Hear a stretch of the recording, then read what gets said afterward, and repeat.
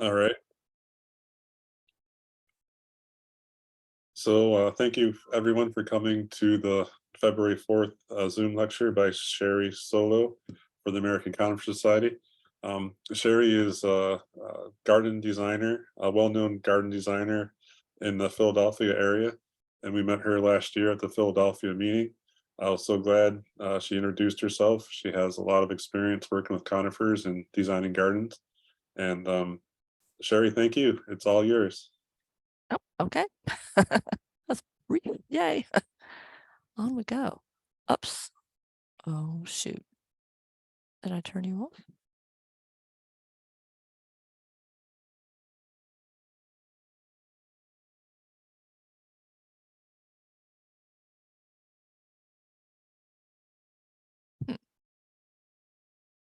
All right.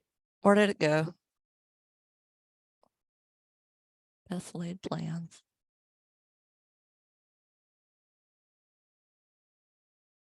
Oh, there we are.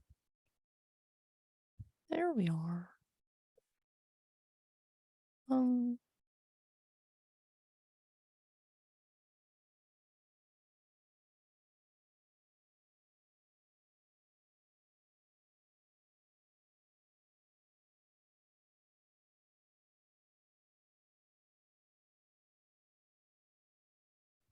Can you hear me, Jeff?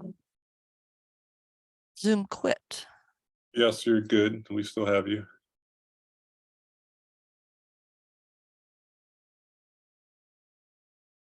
We still have your computer screen sharing.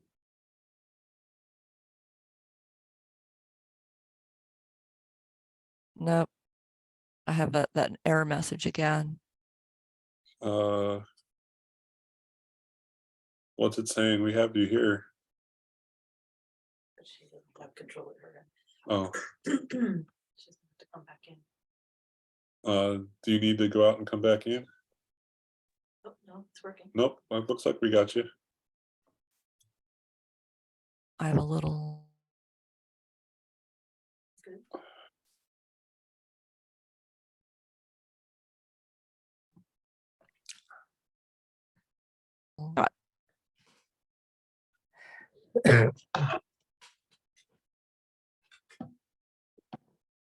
Oops, I was typing. I didn't do anything.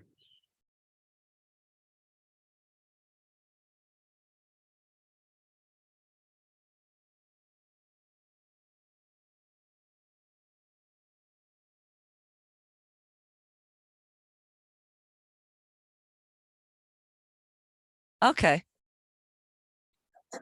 All right, Great. well, it's all yours. Oh, awesome. All right. So, conifer design. So, I'm sure this is going to be a talk like you've never had before, because we're going to, if we were in person, this would be highly interactive, and you all would boo and hiss, or you'd say, yes, I agree, no, I don't agree. And we would have a big session of interaction, which is the fun part for me. But today, I'm just going to flip through the slides and I'm going to do all the talking. So there we go. So most of the photos are mine. Some are not. The little monster over here, because we get kind of like that when we see our conifers put in stupid places or treated badly. And sometimes, though, we're the ones who are being stupid because we don't understand what we're looking at, or we don't know the person who did it, their frame of reference. Like this fabulous backyard water garden here. They have a rock garden, they have dwarf conifer collections, they have bonsais, they have pinching. But is it successful? One, obviously, they love it. And the next person might walk over there and say, wow, that's kind of a crazy mess. So with that in mind, so as an introduction to me and what this talk is about, the inspiration for this and my general interest in conifers, going to just do a little intro because I know y'all don't know me, don't know who I am. But as a designer and just as a horticulturist and just as a general citizen who drives their car around the neighborhood and sees conifers and other things planted here and there, it's easy to feel kind of judgmental. I go on lots of garden walks with lots of plant societies and garden writers and such, and some people that are very high level, and we all have opinions about things. So I drive by this little shrub almost every day, all the time. And there's not just one of these, the whole building is surrounded by them. And when we go to gardens or Philadelphia Flower Show or any place else, and it's easy for our little hairs on the back of our neck to stand up and go, why are they doing that? What's wrong with those people? Well, why is a really good question. And I try to keep it foremost in my mind. Answer to that is that is a Korean church. And someone has gone around the whole building and pruned those, quote, overgrown conifers into culturally familiar forms. And I can tell you they dance now. They are the most adorable shrubs around that building. And so if you've been to Seoul, Korea, here's a pine in Seoul, and that gives you their cultural frame of reference. And we think about that. We don't always think about that with Korea, but it is in fact the case. And why does that speak to me? About 30 years ago, I went to Japan, and this is Tokyo Imperial Palace. And I'm just going to read you the tourist quote. Before Edo Castle was built, this area was an inlet of Tokyo Bay, and thousands of Japanese pines grew naturally along the shores of this inlet in Tokyo Bay. The first Japanese black pines were planted in the Garden Plaza area, which will be our subject, in 1888. So these pines in this scene, in this moat, the reflection in the water, this is really striking. They form this massive display, and each one is pruned individually. And you could see the handrail to the side here. So when you walk around this moat by the palace, you walk right next to these, and they really dance around this massive landscape. Obviously, they get thousands of visitors here, and they're really spectacular. And this completely changed my opinion of pine trees. I grew up in Florida, the land of, timber pines, just miles and miles of them down the highway, boring as can be because they grow them good and straight for the lumber industry. And this is just a whole new world.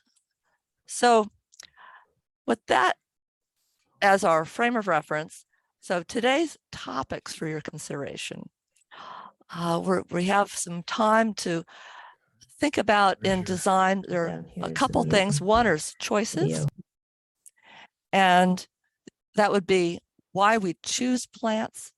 And the second, human interaction, how we handle the plants that were chosen. But riding above all of that is the bull in the china shop, and that is objective versus subjective. So, reality check. When I drive down the street with everybody else, I would say that 90% of the population's interaction with conifers is at a shopping center like this one. This was built rather recently, and it has this amazing strip out along the road where all the little conifers are, and a few more conifers up around the edge of the parking lot, a good, 4 or 5 feet apart, as always. And I thought, oh my God. All right. And so the other 10% of the population, when they think about conifers, they're walking up the rock garden slope here at Wisley, where there's a repetition of different cultivars and species of conifers up the slope. So let's think about that. So we have walking paths, 2 different walking paths. One at this over 65 community, and that is the sidewalk on top there by those lovely little golden puppies, which are classically laid out, all 5 of them, in front of this really expensive shopping area. That is their entrance. That is their walking path for their residents. And down below, we have Huntington Botanic Garden, back to that 10%. Again, 2 walking paths, 2 different, completely different budgets, prioritized in completely opposite ways. So something to think about with this is taste versus snobbery, and checking our ego at the door, perhaps. Remember that Korean church lesson. So when I have to go around and judge gardens here in Philadelphia, a lot of gardens can look like this wonderful collection here. And that person cares just as much about everything in that little front yard, sitting in their little chair with their beautiful forsythias in bloom, as the people who have brought containers to this cemetery in France overlooking the Normandy site of course, we all know the battle at Normandy. The White Cliffs are in sight of this cemetery. But is one better or worse than the other? And as we judge our conifer good and bad? Well, I don't know. Conifer treatment, good and bad. So do you see it differently based on the setting? If I don't tell you where these scenes are, can you make a judgment like which is good and which is bad? Of course, I don't get to ask you that in person, so we're just gonna move on. And I'll tell you, those pines in the boxes at the top were at Jardin Agapanthe in France. Some people walked by there and went, oh, look at those, yuck. Then down below that sidewalk is at Denver Botanic. And I don't like that. I would choose the France as the better one, and this is the worst one, because when I walk down that little sidewalk by that collection, I cannot see one single label name on any of those little guys. So what good does that do me as someone wanting to walk down and learn or compare these individual plants? Doesn't work. So this has it all. It's got a collection, it's got color, it's got everything you could want in this this Japanese garden in Ireland. I'm sure they're very proud of it. But frankly, when it doesn't do it, there's nothing in here that makes me think of Japan. It does remind me of Taiwan, though. So objective versus subjective kind of frames design, doesn't it? Because either you like it or you don't. But we might think of it as first with choosing those plants. So we're going to start with those choices. Place, good versus wrong location. It's still objective. In that we say, well, the plant will die. Or subjective, I just don't like it. So I found this wonderful example from the internet with this darling little pine tree here, tucked in this mountainside along a wall with the water spilling out. And that little pine tree is right next to the coleus, right next to the impatiens. I just don't know decision-wise about that.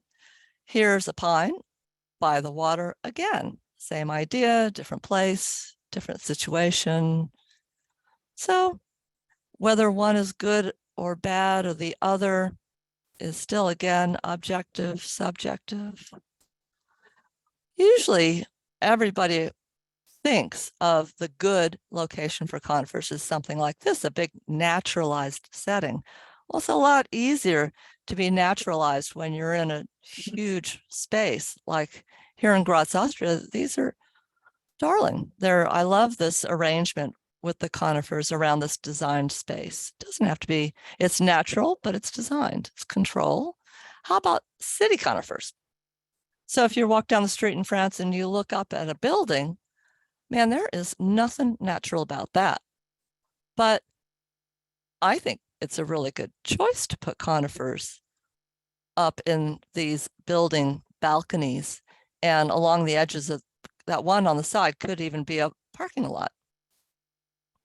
I don't think it's bad. How about the mall? Good or bad?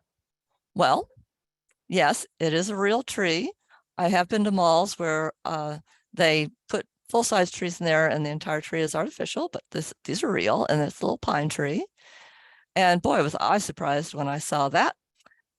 And all I could think of is that, boy, I hope that they're in containers and they get pulled out of there and swapped out, but maybe they leave them there till they die. Or maybe they don't die and there's plenty of light and they've got this all figured out. Man, I don't know. Frame. So we have a place here at Grounds for Sculpture that's in New Jersey. And so we're going to frame this fabulous sculpture. And this is a typical way to think of framing, but this is also framing when it becomes a partnership. The silver sculpture behind is mimicked completely and intentionally by the conifers planted along this walkway, which is, I think, really interesting. Framing, creating a frame for this lighthouse. Here we are at the vicarage in England, and they do it repeatedly down this hedge of pines, and they've popped a hole into the arborvitae, or I think the arborvitae down there, which was really interesting. And then even out in the parking lot, you can see it again, just at a little slighter angle. Very interesting. How about reversing that? How about when the frame sends you to the conifer arrangement through the opening? We have a little keyhole here out of the Japanese garden framing these conifers. But how much more effective would that be if the scene through the keyhole were Toronto Botanic Gardens landscape, which I think is quite nicely done. Unfortunately, the vocal point at this entrance of this landscape is a giant sign in the back, which is always a questionable decision. How about wayfinding in a garden, framing that gateway? Beth Chattow's garden is huge, and these wonderful pieces tell you right away that you can walk around the corner and that you'll be continuing on a giant mowed path onto another space. But otherwise, you might not know. You might not know that you can continue, but they're really telling you you can. Same idea here back at Le Jardin à la Capance. And this is quite a tiny little path through these little weeping pines. And there's a small seating area back here. So they add to what is actually a continuous conifer surround around this little seating area. Wonderful use. How about when you frame the entire landscape? I was speaking at a New Jersey County flower show run by the Master Gardeners. And here someone had brought in this huge terrarium where it was a giant lit landscape. I thought it was really effective and fantastic. Hedges and screens, size matters. Just to use that cliche because it's fun. And this is actually one of my favorite photos I've taken at the vicarage. And I love these little balls and love the framing, love the use of color and texture as we transition through this opening to the other part of the garden. And I think it's really effective and wonderful. How about this? Somebody has taken control of my screen. A hedge inspired by Europe. Well, who's to say? I mean, a minute ago, we were at the vicarage and we were clipped to death, right? Tight. And that's what they did here. Maybe that person went to the vicarage and said, I'm going to clip all of my things just like that. And there they are. We don't know. We can't really make a judgment about it. A famous hedge screening, the gravel garden parking lot at Beth Chatto's. Very famous. Here's the Grand Dame herself, Dame Chatto, who passed away a couple years ago. And there is this fabulous tight hedge. And we know this is the famous gravel Hey, garden Sherry? going to the parking lot. Yes, sir. The screen went back to your first page. Did we make it to Beth here or? Yeah, so right after Beth, it went back to the first page. And Oh up my in the upper left, it says resume slideshow. I don't know if that will get you back to where you were. I can say resume share. Somebody clipped in with a name I didn't recognize and said they were taking my screen. Okay. So that's when things kind of went kerplooey. So it says that I'm sharing screen, but you don't see anything. Should I stop share? I'll stop share. Now,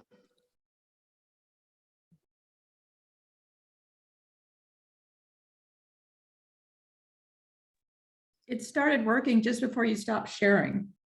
Oh, rats. Technology. Can't live with it. Can't live without it. Oops. Oh, that's no good. Muted. All right. I'm just, let's go back. How are we doing? Okay, we were at the hedge inspired by Europe. Who's to say? Yeah, are we there? Yep, I think that's where you left off. Oh, awesome. Well, I'll just keep going. I'm easy. So yeah, so here's Beth, Dame Chatto, and her famous gravel garden. So when you do design and you learn design, I am a huge advocate of studying design history and international locations. So more inspiration from Europe.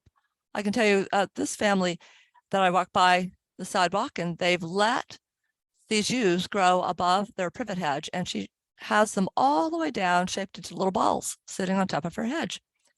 And it's rather adorable and it makes her very happy. So good for her. And here is a wonderful mixed hedge at a lovely garden where there are gardeners and designers in place. And so both slides, they're bringing their cultural influences to play in their conifer thinking, what they're going to do with them, how they need to screen their property, maybe use them in a practical way or only in an aesthetic way. Hedges can have shapes, good ones and kind of naughty ones. So if the deer come in and clip for you, it could get a little dicey. So fabulous example of fearless pruning is pearl friar. If you don't know who pearl friar is, you can Google it and watch A Man Named Pearl. Very famous for his fantastic landscape. And he rides around his little golf cart and he's been selling off major pieces to botanic gardens and collectors and arboretums because he's at that age. When I was there, it was before COVID, there was still plenty to see and he was happy to have a guest and it was certainly worth the visit. So size, I have a little pet peeve because as I look through wholesale catalogs and descriptions, I don't think that ground covers are 3 to 4 feet. 4 feet really doesn't do it for me. Totally subjective on my part. And an attempt to be objective, I did try Googling some definitions and Colorado State says that plants are low growing, less than 24 inches, spread easily, and are suitable as ground cover plants. So they make it to 2 feet. University of Nebraska says that ground covers are low growing plants less than 12 inches. So I felt quite vindicated. And here we are, Bloom's Bressingham. If you've ever gone to see Foggy Bottom and all of that, and walked around with Adrian Bloom, you get to see lots of ground covers and lots of conifers.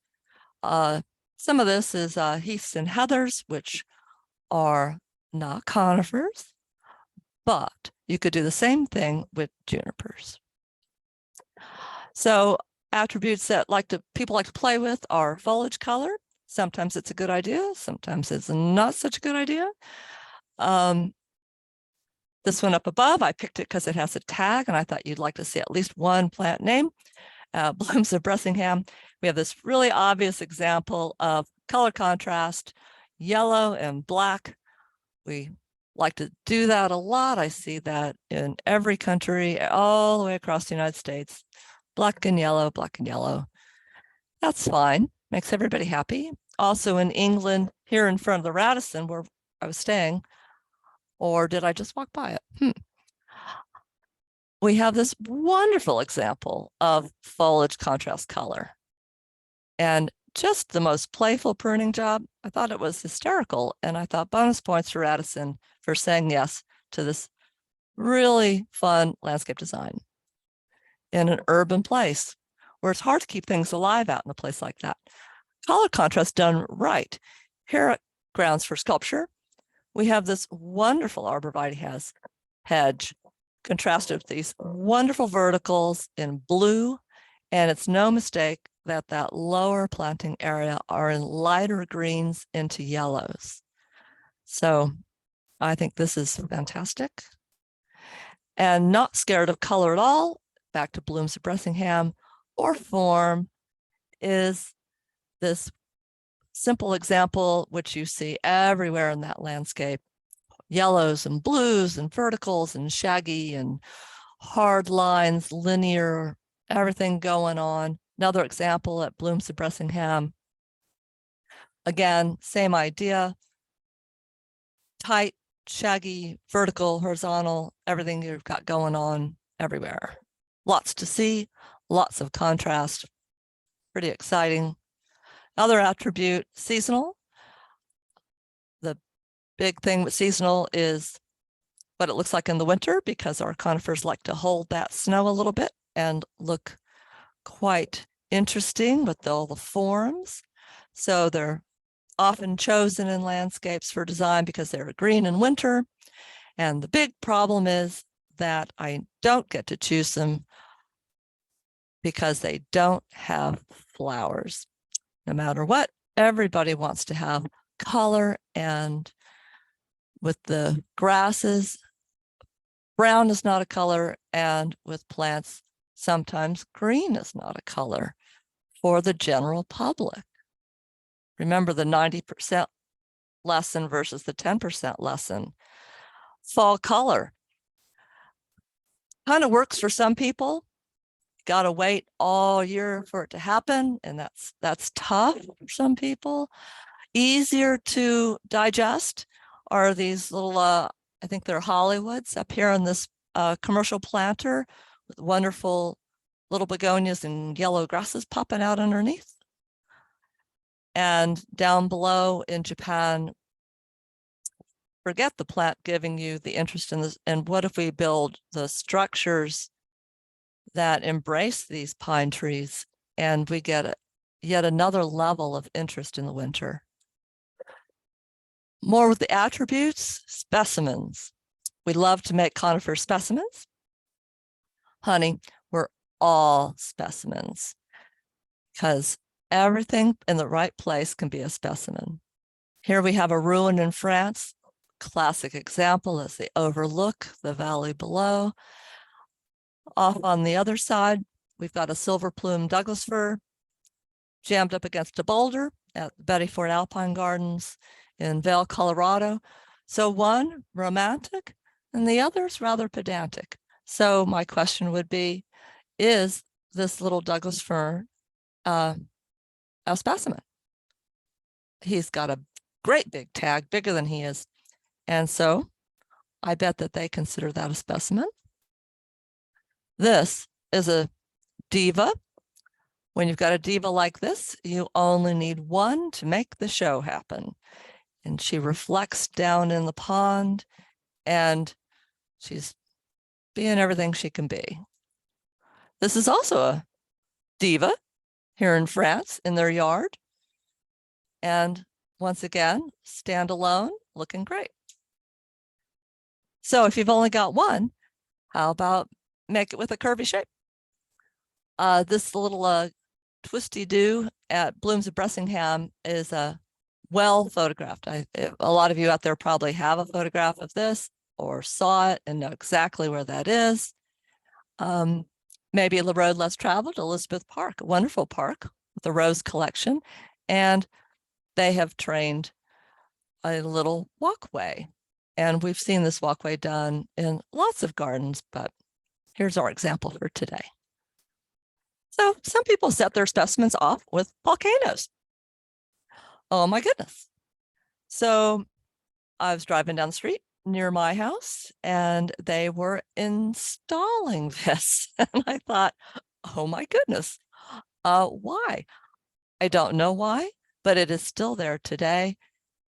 And this is actually a fresh photo of what it looks like now. And my goodness. All right. So, but it makes them happy. Bless their heart. Attributes: water, wit or without. It's a Philly thing. Hey, you know, that Eagles game is coming where we're going to crush a certain other team. And so water, wit, here at Paxton Hill, which is north of me in Bucks County, Pennsylvania. And we have a wonderful example of someone who's going to greet us and tell us exactly where this lovely zigzag path is across a shallow waterway pond in the display garden of Paxton Hill, one of my favorite local gardens. Or without, they say without here with the accent. Here at Mount Cuba, we have a standalone pine that was there, and as they constructed this brand new rock, well, it's not too new now, it's been 5 years or so, rock garden along the entrance road of Mount Cuba. So when you drive into Mount Cuba Garden, which is one of the DuPont properties, not far from Longwood, you would drive right through this rock garden. Classic example of conifers on water here at the Golden Pavilion in Kyoto. All the pines that reflect into the water are really wonderful. This is in winter. And I'm standing next to about 1,000 other people who are all taking the same photograph because it's that beautiful and famous. More famous and hard for this pine tree to compete with Japanese maples in full autumn glory. So here's our lovely pine, the branches cascading down, shaped ever so carefully at Ikondo Temple. Very beautiful. So that's quickly buzzing through our choices. So let's spend a little time on human interaction, because we have been seeing some pruning and some art choices being made. So we'll just focus on that for a minute. So human interaction, pruning. Well, sometimes it's just too much. These got pruned down to their nubbies, but they chose to keep them so that they could put little terracotta pots with annuals on them. Okay. And what is this dude doing? Somebody sent me this photo because they saw him up this, we think it might have been a Norway spruce. And it was like, what is he thinking? Well, there we are. So no pruning is an option. I drive by this Alberta spruce reversion example all the time. I remember when the reversion started as a little baby down here, and it slowly went up, up, up, up, up. Now it's kind of half and half. And I drove a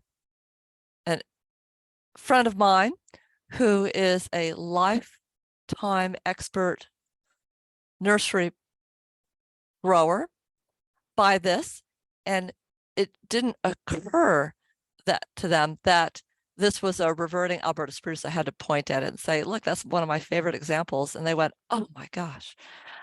Down here below, you could tell I have a thing about driving by. I call these drive-by photos. I drive by, I open my window and take a photo because my goodness, isn't this just a typical ice load split? And it's on a busy road, so there's no hope for it, but it is pretty fascinating looking driving by. So that leads us to necessary pruning, doesn't it? So this photo, I wasn't going to include this, but it popped up on the internet yet again. It seems to circulate. It lives in the internet as the, well, I'm just going to say we're all grown-ups. This is the penis shot, right? And that's what we all think of it when we see it, and we get a little chuckle. But here at Niagara Botanic Garden, you know, I'm walking through and I look over there and I think, what is that little light green capsule along that? And, you know, why are they just shearing that one like that in the middle of their garden where there's all these gardeners doing things? It's just, I just don't understand. So necessary pruning. Yes, it is a real thing though. I was at a lovely friend's home and there are all these Norway spruces planted at less than 3 feet away from the foundation of the house, completely blocking out every bit of daylight into this house. And I said, you know, let's just prune the back of them up for a while so you get used to the idea of what daylight can look like in your house. But there's really no hope for them. They're really meant to be removals. But, you know, when you're with someone who's used to having them, sometimes you want to do it incrementally to demonstrate why it's a good idea to take them away. So necessary pruning, you know, we don't think about roots much. Nobody talks about root pruning. So I put this in because roots are, I mean, if you're going to move this pine tree, by golly, you're root pruning, no doubt about it. Roots can be really interesting. Here in France, he chose to leave these roots in place because he thought they were fascinating looking, and they are. And he built the wall to wrap around to show off the form of these roots. And he actually put that little rock there in that little spot just to kind of make a little accent. I love that. So it's fun to show off these attributes of our conifers, isn't it? I mean, these are old plants and they have old forms. Here back at Elizabeth Park, they've done that and placed the benches in amongst them. And why not? It's a shady place to sit and they're really beautiful. They did the same thing here in Belgium at this chateau near a castle. This is in Flemish Belgium, and these are Thuya plicata, nothing fancy, but they planted them in this witch's circle with absolutely intent that someone would have a picnic in the middle of them and form a very interesting, natural, usable location. Pruning tells you where you are. If I see cryptomerias pruned like this, there is no doubt in my mind that I am in Japan. So this is someone's house, and this is their car park, and these are planted super close to that foundation, but I'm not worried because I know they know what to do. They're going to clip those side branches to 8 inches. And here they are, all lined up, and they're fabulous looking, and they love them, and I love them. And here in a large public garden, this is the main trunk, very large, of these trees. And they have been cut down to 12 inches because they want the young branches to go straight up for them to regrow anew. And there they go, and they will be clipped to 8-inch side branching and form a similar form to this car park down off of a very heavy main trunk. So Japan's a fun place, right? You know where you are when you're in Japan. you have pines that look like this fabulous specimen at an imperial landscape. And if you look up and take a photo, you can see the years of pruning through the pines as they zigzag around. And they're just like the trunks are dancing down on the ground. These little branches up above your head are dancing in the sky. Where are we now? Well, you might know that now we're in Italy. These up above framing the sky are iconic to this location. Here's a fabulous example in Amalfi, down the Amalfi coast. Here they go, marching down the hillside to the water. I can tell you this is a fabulous place to visit. I enjoyed it very much. And also in Italy, though, you might drive through the big wholesale nurseries in Pistoia. And these are where all the goodies come from in a lot of Europe. They are imported from these nurseries in Italy. And that leads us on to our next topic, which is obviously topiary.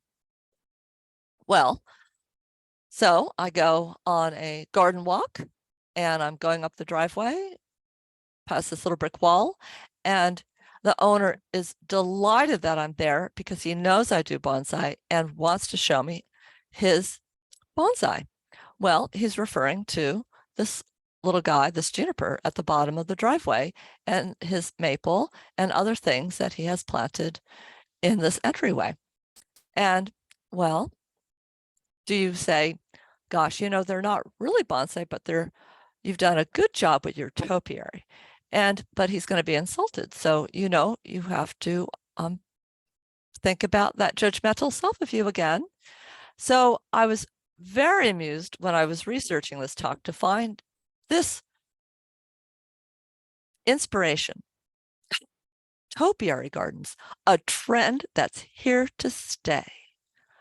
Well, my gosh, won't all the kings of centuries back be fascinated to find that they were at the top of a trend that's here to stay last week.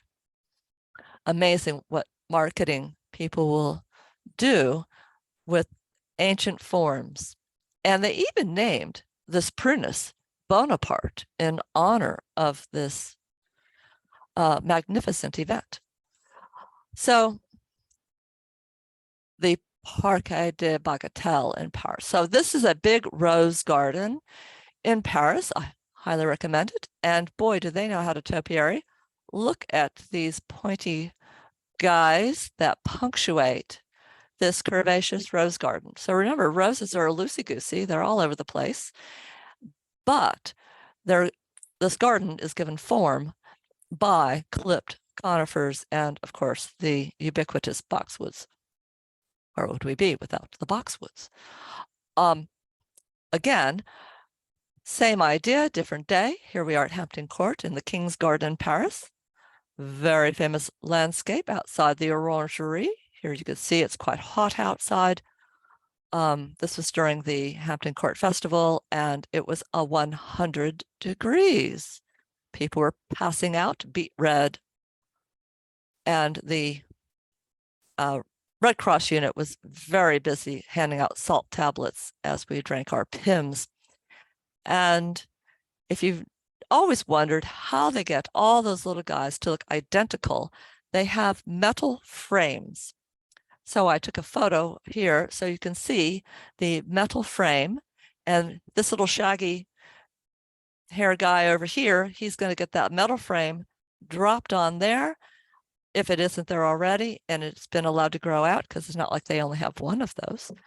And he will get his haircut, and then they can lift the frame off and move on to the next 100. I did ask a gardener how long it takes how this works, and they kind of start at one end, and by the time they make it to the other end, they're ready to start over again at the beginning. But that might be the thing he tells all the tourists. I don't know. A lot of you have probably been to Isley. I don't think they have a metal frame to make Pussycat here, but these topiaries are really fun and I just love clipped things. They're fun. Speaking of clipping, so let's move on to bonsai. So the number one thing I hear from people who don't like clipped plants and don't like bonsai is, oh my God, you're hurting it. They see this tree in this pot and the wires, the bondage, and they are very quick to just give me an earful. Well, I can tell you that these conifers are perfectly happy. Not only are they happy, but they are very well cared for. And health is number one in bonsai. What I thought you might not have ever seen is the before and after of how they get there. So here we are at Mark Nylander's demonstration at the Mid-Atlantic Bonsai Show. This is a Northeast region show with a collection of all the bonsai societies in the region, and they get together and have a couple of days. This year it's up in Parsippany, New Jersey, and it's in March. So you still have time to sign up and go. And there are this year 3 people doing demonstrations that you can watch all day long, and they will transform one of our precious conifers like this from a bad hair day to a darling little guy like this, who we all want, who will be raffled off at the end of the event. And I wish I had won him because I would like him. He does not come out of the pot because that would stress his health too much. He's already been stressed enough by being pruned and wired in the same day. Normally, this kind of thing would happen over a multi-year span because, like I say, for the umpteenth time, it's about the health of the tree. Here you see that demonstrated to the max at the National Arboretum. And here we have a lovely pine. He's only been in training for the first 400 years. And he looks pretty good. I don't think he looks unhealthy or unhappy or anything, because we take care of our projects and he's well taken care of. No worries. If you want to one that is further along, you can buy one at Brussels. It's just south of Memphis in the Mississippi hotlands. So they have a lot of greenhouses. This is a fantastic little juniper looking great outdoors here. And walking around, let's see what we got. Well, we've got a few hundred pine trees. So when you see little pre-made bonsai pine trees, they might have been bought from Brussels because this is a very large growing range. You can see we've got pots over here and it goes on and on and on and on. Some larger examples scattered about. Here we have a whole collection of Germans at Brussels. I assume that this string around here means those have already been selected to be sent out to a retail nursery for your purchasing pleasure. And who is doing all this bonsai pruning out back for people to purchase? These junipers are getting a zigzag treatment or an upright with a cascade. This isn't that. This one's getting a zigzag, and they're all women. When I go to bonsai demonstrations, how many women are doing the professional demonstrations? 1, maybe 2. One woman who was very famous, Pauline Muth, just passed away. Jennifer Price is coming along, and she does lovely demonstrations on her own right now. And there is a woman from out west who does pine trees. I just watched her wrench one into a pretzel, which was very fun. But it's a very funny thing about pruning. Yes, women can prune and are not afraid to cut the branches off. Art, so more with containers, conifers and pots again. I tell you, the Rock Garden Society loves Troughs. I'm the newsletter editor for the local Conifer bonsai, no, not either one of those, the local Rock Garden Society. And I see a lot of Troughs. I judge troughs. I've judged these a lot of times at the flower show. Here in Toronto Botanic Garden is this fabulous penjing Chinese. You can think of it as a kissing cousin to bonsai if you like. Doesn't bother me, might bother other people. But here we have our little pine trees and our junipers and who knows what's is drilled there. This rock is fabulous. It's been drilled out and or possibly glued together as an amalgam with pockets for the conifers cascading down.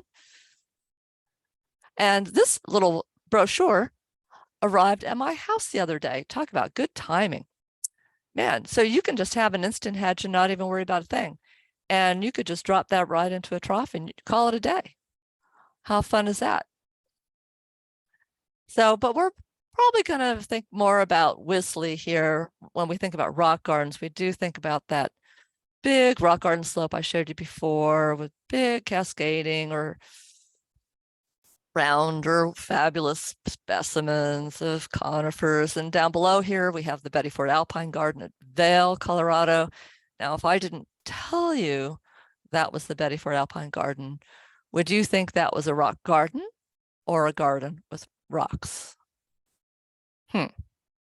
Well, I don't know. I'll let you ponder that. My favorite example, of course, is a garden near me. I drove down the street and they were dumping the rocks onto this rock garden. They've planted all the conifers and lined up all of them into funny little rows and hedges and then proceeded to mulch the whole thing. You can see I was there right when it was done. They still have the debris in the driveway here. They mounded the entire place with stone. And you know, they haven't all died yet. They're still there and it's still wrapped in rocks. Just amazing. So let's reflect on what we've reviewed. So this is we're going to have a little Zen moment here because we're going to reflect on what we've reviewed because I went really fast. But I want to say, don't be in a hurry and talk. The epitome of not being in a hurry is to buy bonsai seeds in Amsterdam at the flower market. Ooh, ah, I'm sure they're all going to come out looking just like the photographs. So take a walk and observe what's around you and learn from what you're seeing. What do you hear? What do you see? What speaks to you? Don't worry about what's good or bad. What do you feel when you're in the location, in the space? And maybe you want to borrow that and work with it in your own garden. Work with what you have. Here in this upper photo, they had this pine tree. And that's what they work with, is that pine tree. Did they go to this temple garden where the monks have trained this lower pine and hung a stone from the lower branch to create or to further support the shape, the height of this lower branch exactly where they want it? Perhaps they have been there. So thank you for coming. Take a seat underneath the pine tree. Hope it's as beautiful as this pine tree in Kyoto. In this charming pocket garden.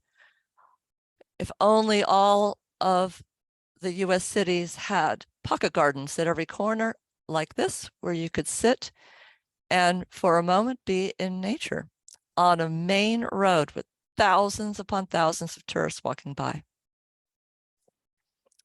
Thank you. Thank you, Sharee. That was awesome. Do we have any questions? Anybody have any questions for Sharee? That was fabulous, Sharee. Thank you for sharing all those wonderful pictures. Thanks. We were at the Mississippi Bonsai Factory a few years ago with the Southeast region. That place is Oh, to Brussels. Yes. Yeah, did he come and meet you? He must have Yeah. walked you around. Yes, so we were there Good. with a couple buses. It was pretty incredible. Oh, yeah, absolutely. Yeah, I'm sure I'm sure I showed photos of hopefully a number of places that people would find, might find familiar, or